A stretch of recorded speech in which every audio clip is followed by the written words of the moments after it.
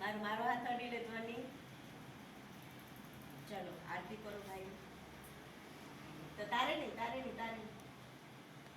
Very good. Okay, હવે ઊભી રહેજો ને.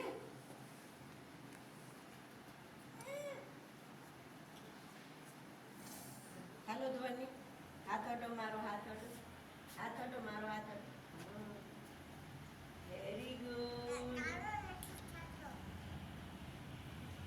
હવે ભાઈ શું કરશે? ભાઈ રાખડી આપશે ને. રાખડી તે બાંધી તો શું આપશે ભાઈ?